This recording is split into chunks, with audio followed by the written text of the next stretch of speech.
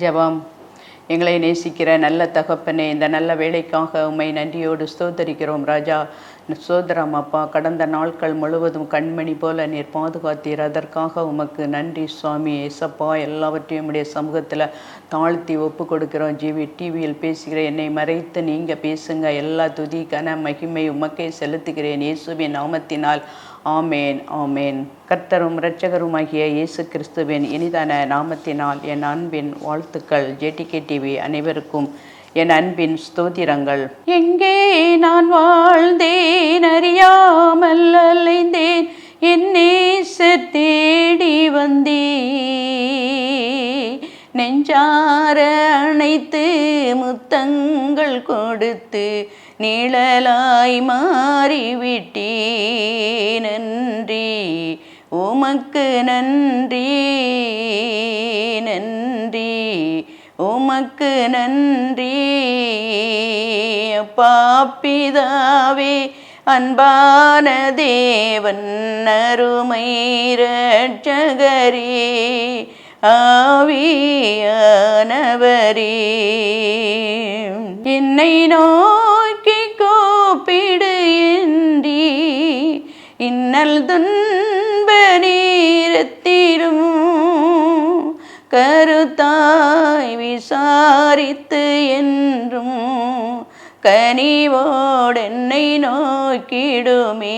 கருத்தாய் விசாரித்து என்றும் கனிவோடென்னை நோக்கிடுமே. திருப்பாதம் நம்பி வந்தேன், கிருபை நீரை இயேசுவே, தமதன்பை கண்டடைந்தே, தேவ சமூகத்திலே தமதன்பை கண்டடைந்தே, தேவ சமூகத்திலே. கர்த்தர் நல்லவர், அவர் கிருபை என்றும் உள்ளது. நாம் இன்று பார்க்க போகிற செய்தி, கவலைப்படாதிருங்கள். அனுதினம் நம் வாழ்வில் பலவிதமான சோதனைகளை நாம் சந்திக்க நேர்ந்தாலும் மனதை வேதனைப்படுத்தக்கூடிய பல அழிவுகளை பற்றிய செய்திகளும், ஒரு பெரு வெள்ளம், நிலச்சரிவு, கொடிய நோய்கள் அநேக உயிர்களை வாரிக்கொண்டு போனாலும், நமது நெருக்கத்தின் நண்பர்களை நாம் நேசிக்கவும், யாரும் இல்லாமல் போனாலும் நேசித்தவர்களும் விலகி போனாலும் நம்மை கைவிடாத கர்த்தரின் கரத்தை உறுதியாக பிடித்து கொண்டு கிறிஸ்து இயேசுவுக்குள் தேவன் அழைத்த பரம அழைப்பின் பந்தய பொருளுக்காக லக்கை நோக்கி தொடருகிறேன் என்று பவுல் அப்போஸ்தலருடைய வாஞ்சை நம்முடைய வாஞ்சையாக இருக்கும் பொழுது எல்லாவித மனச்சோர்வுகளையும் வென்று கர்த்தருக்காக பிரகாசிக்க முடியும். தேவ சித்தத்துக்கு விரோதமாக ஏறெடுக்கப்படும் 1000 ஜெபங்கள் வீணாக போகலாம். தேவ சித்தத்தின்படி ஜெபிக்கும் ஒரு ஜெபமும் வீணாக போகாது. கிறிஸ்தமனையில் தேவகுமாரன் 3 முறை ஜெபித்தும் பதில் வரவில்லை. உம் சித்தம் ஆகட்டும் என்று ஜெபித்த உடனே பரமபிதா மிக பெரிய மன தைரியத்தை நம்முடைய சரீரத்திலையும் ஆத்மாவிலையும் ஆவியிலையும் அனுப்புவார். மன தைரியமே மாபெரும் பொக்கிஷம். மனதில் தோல்விகள் சிந்தனை புகுந்து விடாமல் வாழ்க்கையில் வெற்றி என்பது கேள்விக்குறியாகிவிடும். என் விருப்பம் நிறைவேறட்டும் என்று ஜெபிக்கும் ஆத்துமாக்கள் நித்திய ஜீவனை இழக்கலாம். விருப்பம் நித்திய வீட்டை இழப்பது இல்லை. பிறரை அவமானப்படுத்தும் வார்த்தைகளையும் மனதை புண்படுத்தும் வார்த்தைகளையும் தவிர்த்து விடும் பொழுது நாம் ஒரு நாளும் அவமானப்பட நேரிடாமல் நமது கர்த்தரை துதிக்கும் பொழுது கிருபை நம்மோடு இருந்து நம்மை பாதுகாக்கும். கர்த்தர் நம்மை கனப்படுத்துவார். 1 பேதுரு 5ஆம் அதிகாரம் 7ஆம் வசனம். உங்கள் உள்ளத்தை ஏதோ ஒரு கவலை அல்லது பயம் வாதித்து கொண்டு இருக்கலாம். எதிர்காலத்தை பற்றிய கலக்கம் நம் நிகழ்காலத்தை கசப்பாக்கி கொண்டு இருக்கலாம். நாம் கவலையில் வாடி தவிப்பது தேவ சித்தம் அல்ல. நம்மை விசாரிக்கிறவர் ஒருவர் உண்டு. அவரிடத்தில் நம் கவலைகளை வைத்து விடுவோம். அவர் நம்மை விசாரிக்கிறவர் ஆனபடியால் நம் கவலைகளெல்லாம் அவர் மேல் வைத்து விடுவோம் என்று சொல்லப்பட்டிருக்கிறது. ஆகையால் என்னத்தை உண்போம், என்னத்தை குடிப்போம் என்று நம் ஜீவனுக்காகவும், என்னத்தை உடுப்போம் என்று நம் சரீரத்திற்காகவும் கவலைப்படாதிருங்கள் என்று உங்களுக்கு சொல்லுகிறேன். ஆகாரத்தை பார்க்கிலும் ஜீவனிலும் உடையை பார்க்கிலும் சரீரமும் விசேஷித்தவர்கள் அல்லவா? ஆகாயத்து பட்சிகளை கவனித்து பாருங்கள். அவைகள் விதைக்கிறதும் இல்லை, அறுக்கிறதும் இல்லை, களஞ்சியங்களில் சேர்த்து வைக்கிறதும் இல்லை. அவைகளையும் நம் பரமபிதா பிழைப்பூட்டுகிறார். அவைகளை பார்க்கிலும் நாம் விசேஷித்தவர்கள் அல்லவா? இயேசு கிறிஸ்துவை தேடும் அனைவரும், அவருடைய ஆசீர்வாதத்தை தேடும் அனைவரும், அவருடைய ஊழியத்தை விசுவாசத்தோடு செய்து வரும் அனைவரும் என்னுடைய பரமபிதா நம்மை பற்றியும் நம்முடைய தேவைகளை பற்றியும் நன்றாக அறிந்து வைத்திருக்கிறார். அவர் என் தேவைகளை அதிசயமாக சந்திப்பார். ஒருபோதும் நாம் வெட்கப்பட்டு போவதில்லை. ஒருபோதும் நாம் பசியினால் பஞ்சத்தினால் அழிந்து போவதில்லை. ஆகாயத்து பட்சிகளை போஷிப்பவர் என்னையும் போஷித்து நடத்துவார் என்று உறுதியான விசுவாசத்தோடு நாம் வாழும் பொழுது கர்த்தர் நம்மை எதிர்பார்த்து கொண்டு இருக்கிறார். தன் விசுவாசத்தினாலே நீதிமான் பிழைப்பான். எலியா மிக பெரிய தீர்க்கதரிசி என்பது நாம் அறிந்ததே. ஆனால் எலியாவை காகங்களை கொண்டு போஷிப்பேன், நீ கேரி ஆற்றண்டையில் ஒளிந்து கொண்டு இரு என்று கர்த்தர் கூறுவதை 1 ராஜாக்கள் 17ஆம் அதிகாரம் 3 பார்க்கிறோம். கர்த்தர் நம்மை பார்த்து இந்த வார்த்தையை சொன்னால் நாம் என்ன செய்வோம்? ஆண்டவரே, காகம் எப்படி ஆகாரத்தை தரும் என்று கேட்டிருப்போம். ஆனால் எலியா காகங்களை அல்ல, கர்த்தரையை விசுவாசித்து கேரித் ஆற்றங்கரையில் போய் வசித்தபோது காகம் அவனுக்கு விடிய காலத்தில் அப்பமும் இறைச்சியும், சாயங்காலத்தில் அப்பமும் இறைச்சியும் கொண்டு வந்து கொடுத்தது. அழைத்தவர் ஒருபோதும் கைவிட மாட்டார். பஞ்சத்தில் திருப்தியான ஆகாரம் தனிமையான மகிழ்ச்சியானது. கர்த்தரின் செயல். கர்த்தரின் செயல்களை மனித ஞானத்தை கொண்டு அறிவது கடினமானது. இயேசு தம்முடைய கண்களை ஏறெடுத்து திரளான ஜனங்கள் தம்மிடத்தில் வருவதைக் கண்டு பிலிப்பை நோக்கி, இவர்கள் சபித்திடத்தக்கதாக அப்பங்களை கவலைப்படாதிருங்கள், உங்கள் தேவைகளை கர்த்தர் சந்திப்பார். இயேசு தம்முடைய கண்களை ஏறெடுத்து திரளான ஜனங்கள் நம்மிடத்தில் வருவதைக் கண்டு பிலிப்பை நோக்கி, இவர்கள் சாப்பிடத்தக்கதாக அப்பங்களை எங்கே கொள்ளலாம் என்று கேட்டார். தாம் செய்ய போகிறதை அறிந்திருந்தும் அவர்களை சோதிக்கும்படி இப்படி கேட்டார்.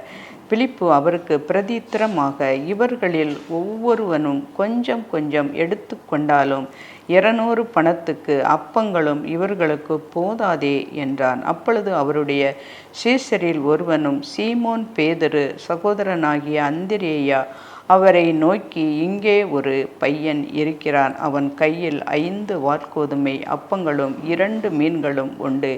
ஆனாலும் அவைகள் இத்தனை ஜனங்களுக்கு எம்மாத்திரம் என்றான். இயேசு ஜனங்களை உட்கார வையுங்கள் என்றார். அந்த இடம் மிகுந்த புல் உள்ளதாய் இருந்தது. பந்தி இருந்த புருஷர்கள் ஏறக்குறைய 5000 பேராய் இருந்தார்கள். இயேசு கிறிஸ்து செய்த மிக பெரிய அற்புதம் இங்கே சொல்லப்பட்டுள்ளது. 5 அப்பம் 2 மீன்கள் கொண்டு ஏறக்குறைய 5000 புருஷர்கள் திருப்தியான உணவு கொடுத்தது மிக பெரிய அதிசயம். சகோதரனே, சகோதரியே, உனது தேவை பெரிதாக இருக்கலாம். உனது கடன்களை அடைப்பதற்கு கர்த்தர் வழியை உண்டாக்கும்படிக்கு கருத்தாக நாம் ஜெபிக்கும் பொழுது, குடியிருக்க ஒரு சொந்த வீடு கூட வாங்க முடியாத அளவு அல்லது வீடு கட்ட முடியாத அளவு நம் வருமானம் மிகவும் குறைவாக இருக்கலாம். அல்லது பிள்ளைகள் படிப்பு செலவுக்கு என்ன செய்வேன் என்று அங்கலாய்க்கும் பொழுது கர்த்தரை தேடுங்கள். மனதார ஸ்தோத்திர பலிகளை செலுத்துங்கள். மருத்துவ செலவுகள், பிள்ளைகள் திருமண தேவைகளை அதிசயமாக கர்த்தர் சந்திப்பார். ஊழியத்தின் தேவைகளை அற்புதமாக சந்திப்பார். விசுவாசிக்கும் பொழுது கர்த்தரை தேடுகிறவர்களுக்கு ஒரு நன்மையும் குறைவுபடாது. கவலைப்படாது இருங்கள், கர்த்தர் நம்மை பாதுகாப்பார்.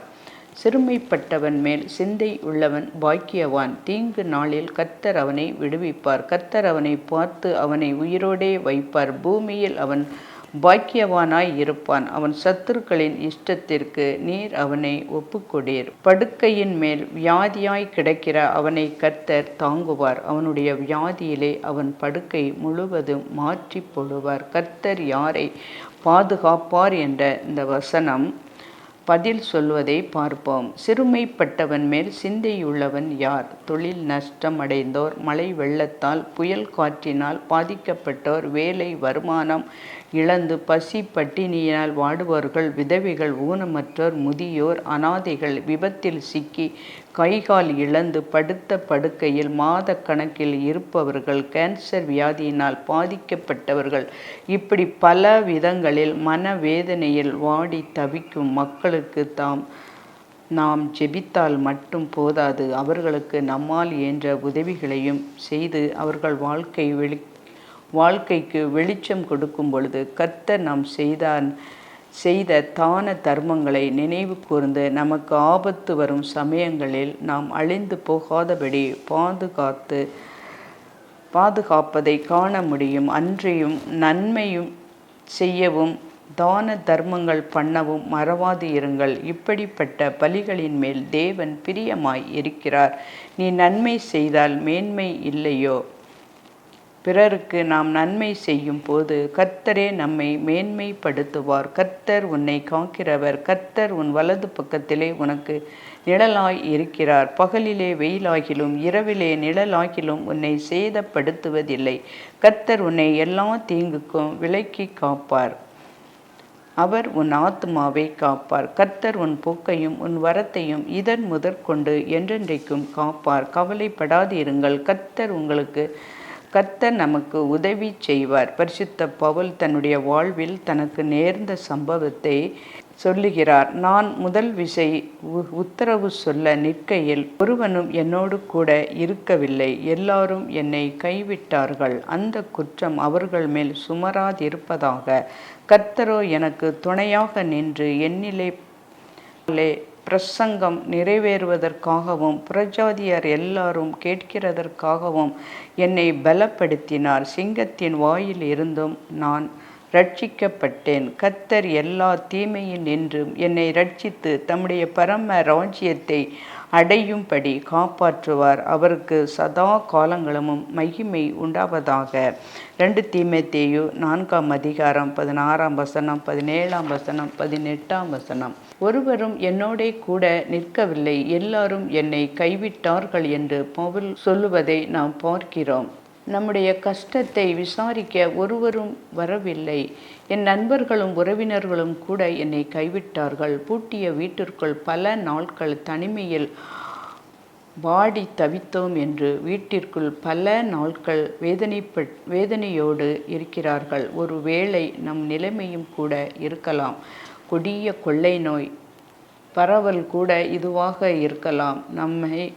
நம் குடும்பத்தாரிடம் இருந்து தனிமைப்படுத்தி இருக்கலாம். வறுமை, பணக்கஷ்டம் நம்மை பிற ஜனங்களிடம் இருந்து தம்மை தனிமைப்படுத்தியிருக்கிறார். கவலைப்படாமல் பவுலுக்கு துணை நின்ற கர்த்தர் இன்றும் உயிரோடே இருக்கிறார். நமக்கு துணை செய்பவர் நம்மை கொடிய நோயில் இருந்து பாதுகாப்பார். கொடிய மனிதர்களிடம் இருந்து பாதுகாத்து தமது பரம ராஜ்யத்தை அடையும்படி உதவி செய்வார். கர்த்தர் நித்தமும் உன்னை நடத்தி மகா வறட்சியான காலங்களில் உன் ஆத்துமாவை திருப்தி ஆக்கி உன் எலும்புகளை நினமுள்ளதாக்குவார். நீ பாய்ச்சலான தோட்டத்தை போலவும் வற்றாத நீரூற்றை போலவும் இருப்பாய். ஏசாயா 58ஆம் அதிகாரம் 11ஆம் வசனம். தடை இல்லாமல் தேவைகளை சந்திக்கப்படவும் குடும்பங்கள் ஆசீர்வதிக்கவும் நாம் தொடர்ந்து ஜெபிக்கும் பொழுது கர்த்தர் நம்மை பலப்படுத்துவார். நாட்கள் பொல்லாதவை ஆனதால் காலத்தை பிரயோஜனப்படுத்தி கொள்ளுங்கள். எலிசா எரிகோவுக்கு எலியாவுடன் சென்றார். பெத்தேல் சந்தோஷமான வாழ்க்கைக்கு அடையாளமாக காட்டப்பட்டுள்ளது. ஆனால் எரிகோ எல்லா சந்தோஷத்தை இழக்கவும் இடம், தடைகள், சத்துருக்கள் உள்ள இடம், விசுவாச பரீட்சை உள்ள இடம். எரிகோவின் அனுபவம் சாபம் நிறைந்த இடம், தடைகள் உள்ள இடம், சத்துருக்களில் பாளையம் உள்ள இடம், அருவருப்பான பாவங்கள் உள்ள இடம், சிக்கி கொண்டால் சித்திரவதைப்படும் இடம். பெத்தேல் பெற்ற ஆசீர்வாதங்களைக் கண்டு எரிகோவை ஜெயிக்க வேண்டும். அதாவது சாபம் நிறைந்த இடங்களை மான இடமாக மாற்ற வேண்டும் என்று நமது ஆண்டவர் இயேசு கொல்கதா மலையில் சாபத்தை ஜெயித்தார். இன்று கொல்கதா உலகத்தில் உள்ள பெரும்பாலான ஜனங்களுக்கு ஆசீர்வாதமாக மாறிவிட்டது. இரண்டாவது, தடைகளை உடைக்க வேண்டும். இஸ்ரவேல் ஜனங்கள் கானானுக்குள் பிரவேசிக்க இந்த எரிகோ மதில் தடையாக நின்றது. ஆனால் அவர்கள் 7 நாளில் அந்த தடையை தகர்த்து போட்டார்கள். அருமையானவர்களே, நம் வாழ்விலும் தடைகள் காணப்படுகிறது. ஒன்று செய்வோம். கர்த்தரின் நாமத்தில் விசுவாசம் வைத்து 7 நாட்கள் உபவாசத்தோடு ஜெபித்து துதித்து கர்த்தரே தடைகளை உடைத்தெறிவார். ஒருவேளை உணவை ஒதுக்கி 7 நாள் உபவாசித்து நாம் ஜெபிக்கும் பொழுது அதன் மூலம் பெற்றுக்கொண்ட ஆசீர்வாதம் ஏராளம். மூன்றாவது, அது சத்துருக்கள் பதிவிற்கும் இடம். அவர்களை நாம் ஜெயிக்க வாக்குத்தத்தம் என்ற ஆயுதத்தை எடுக்க வேண்டும். கர்த்தாவே, நீர் சொன்னீரே, நான் உன்னை விட்டு விலகுவதும் இல்லை என்று. கர்த்தாவே, நீர் சொன்னீரே, நான் உன் சத்துருவை உன் கையில் ஒப்பு கொடுப்பேன் என்று ஒவ்வொரு வாக்குத்தத்தமாக சொல்லி அவிவிசுவாசம் என்ற அம்புகளை தடுத்து நிறுத்தணும். அப்பொழுது எரிகோவை ஜெயிக்கலாம். நான்காவது, அருவருப்பான பாவங்கள் உள்ள இடம். எரிகோ மதில் மேல் ராகாப்பு வேசியின் வீடு இருந்தது. வேசித்தனம் கர்த்தர் அருவருக்கும் பாவமாக வேதாகமத்தில் பல இடங்களில் சொல்லப்பட்டிருக்கிறது. தேவனால் பிறந்தவன் பாவம் செய்யான், பொல்லாங்கன் அவனை தொடான். கடைசி நாட்களில் அசுத்தமான எண்ணங்களுடைய கூட்டம் பெருகி வருகிறது. வயோதிபர்களையும் பெற்ற பிள்ளைகளையும் உடன் பிறந்த சகோதரிகளையும் விட்டு வைக்கவில்லை. இச்சையின் ஆவியினால் பிடிக்கப்பட்ட பலர் அதிலிருந்து விடுதலை பெற வழி தெரியாமல் வேதனையோடு வாழ்ந்து வருகிறார்கள். பாவத்தின் சம்பளம் மரணம். ரோமர் 6:23 படி நம்முடைய பாவங்களை நாம் அறிக்கையிட்டால் பாவங்களை நமக்கு மன்னித்து எல்லா அநியாயத்தையும் நீக்கி நம்மை சுத்திகரிப்பதற்கு அவர் உண்மையும் நீதியும் உள்ளவராய் இருக்கிறார். ஐந்தாவது, எரிகோவுக்குள் நட்சத்திர பிறவிகள் உண்டு. அவர்களிடம் அகப்பட்டால் அவ்வளவுதான். இது எதற்கு அடையாளம்? அசுத்த ஆவிகளிடம் சிக்கிக் கொள்வதற்கு உண்டான அடையாளமாக உள்ளது. அசுத்த ஆவிகளில் பாதிக்கப்பட்டவர்கள் நிலைமையை பார்க்கும் பொழுது மார்க்கு 5 அவன் தன்னையே காயப்படுத்தி கொண்டு இருப்பதை பார்க்க முடிகிறது. ஆண்டவர் இயேசு அந்த வாலிபனிடம் இருந்து அசுத்த ஆவிகளை அவனை விட்டு துரத்திய பின்பு அவன் பூரண சுகம் அடைந்து அவருக்கு மகிமையை கொண்டு வந்தான். கிறிஸ்துவை பின்பற்றுவது சுலபமானது அல்ல. அது சிலுவையை சுமப்பது போல வேதனையான அனுபவம். ஆனால் அந்த வேதனை நம்மை நித்திய வேதனைக்கு தப்புவிக்க கர்த்தர் தரும் ஜீவனுக்கு போகும் பாதை வேதனையானது. அந்த பாதையின் முடிவோ பேர் ஆனந்தம், வேதனையே இல்லாத பரலோக வாழ்வு. அதே சமயம் நரகத்துக்கு போகும் பாதை வேதனை இல்லாதது போல் தோன்றினாலும் சுதந்திரமாக சுற்றி தெரிந்தாலும் சிலுவையை சுமப்பதில் இருந்து தப்பிவிட்டோம் என்று ஆடி பாடினாலும் அதன் முடிவு அழுகையும் பற்கடிப்பும் புலம்பலுமே.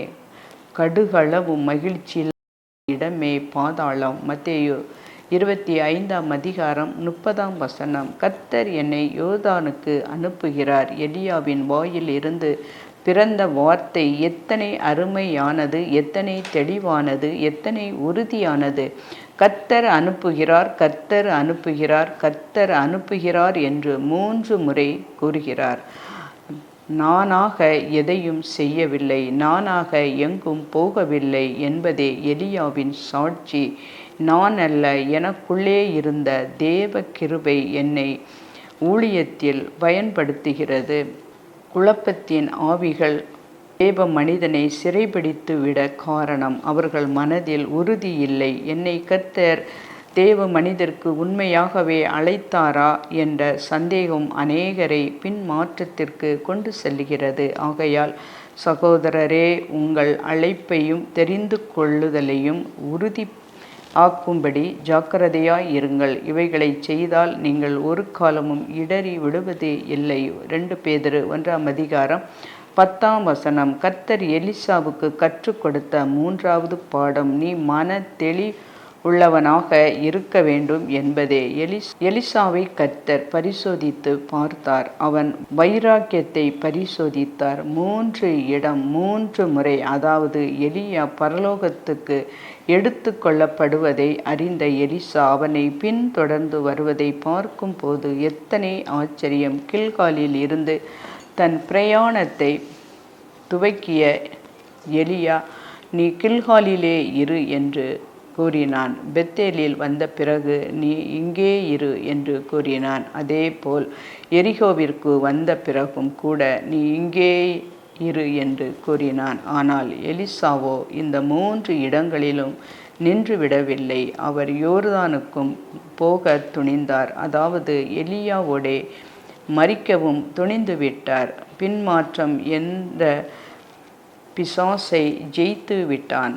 நாம் வாழும் இடங்களில் மன அழுத்தத்தால் பலர் பாதிக்கப்பட்டு விரக்தியோடும் அதிருப்தியோடும் கசப்பு வெறுப்புகளோடும் போராடி வருகின்றனர். அமைதியான வாழ்வு, அமைதியான மனதும் கர்த்தர் கொடுக்கும் மிக பெரிய ஈவுகளில் ஒன்று மன அமைதி. பணத்தால், பதவிகளால், பாவ சிற்றின்பங்களால் பெற முடியாது. அதை பெறுவதற்கு நமது ஆத்துமா பல முயற்சிகளை செய்தாலும் பலன் இல்லை. கர்த்தரிடம் சென்று அந்த ஆத்துமா தன் பாவங்களை அறிக்கை செய்து, தேவனே, பாவியாகிய என்மேல் கிருபையாயிரும் என்று தன்னை தாழ்த்தி கர்த்தருக்கு முன்பாக முழங்கால் படியிடுகிறதே, அந்த நாள்தான் அந்த ஆத்துமாவின் பாவத்தை கர்த்தர் மன்னித்து தான் சிலுவையில் சிந்தின இரத்தத்தை அந்த ஆத்துமாவின் மேல் தெளித்து 1 பேதுரு 1ஆம் அதிகாரம் 2ஆம் வசனத்தில், உன் பாவங்கள் உனக்கு மன்னிக்கப்பட்டது, சமாதானத்தோடே போய்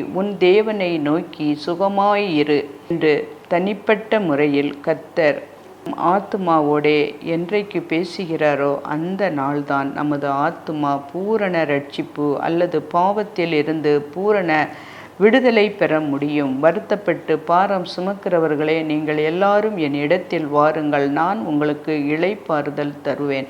நான் சாந்தமும் மனத்தாழ்ச்சியுமாய் இருக்கிறேன். என் நுகத்தை உங்கள் மேல் ஏற்றுக்கொண்டு என் இடத்தில் கற்றுக்கொள்ளுங்கள், அப்பொழுது உங்கள் ஆத்துமாக்களுக்கு இளைப்பாறுதல் கிடைக்கும் என்று ஆண்டவர் எல்லோரையும் அழைப்பதை இந்த வசனம் மூலம் நாம் அறிய முடிகிறது. அழைக்கிறார் இயேசு, அவரிடம் பேசு, நடத்திடுவார் என்று அழைப்பவரிடம் பேச மனமற்று போகும் ஆத்துமாக்கள் பூமியில் ஏராளம் உண்டு. யாரிடம் வேண்டுமானாலும் பேசுவேன், இயேசுவிடம் பேச மாட்டேன் என்று கூறுவோரும் உண்டு. அதாவது எதை வேண்டுமானாலும் செய்கிறேன், ஜெபம் மட்டும் செய்ய மாட்டேன் என்று கூறுவோரும் உண்டு.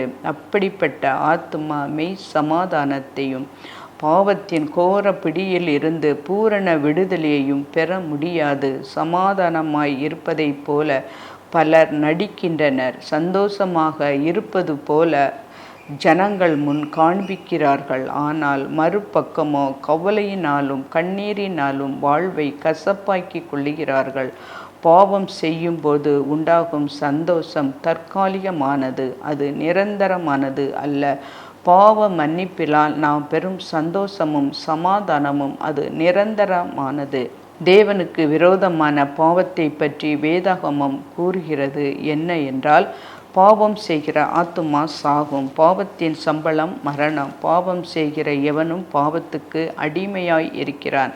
தன் பாவங்களை மறைக்கிறவன் வாழ்வடைய மாட்டான். பாவம் வாசல் படியில் பருத்திருக்கும்.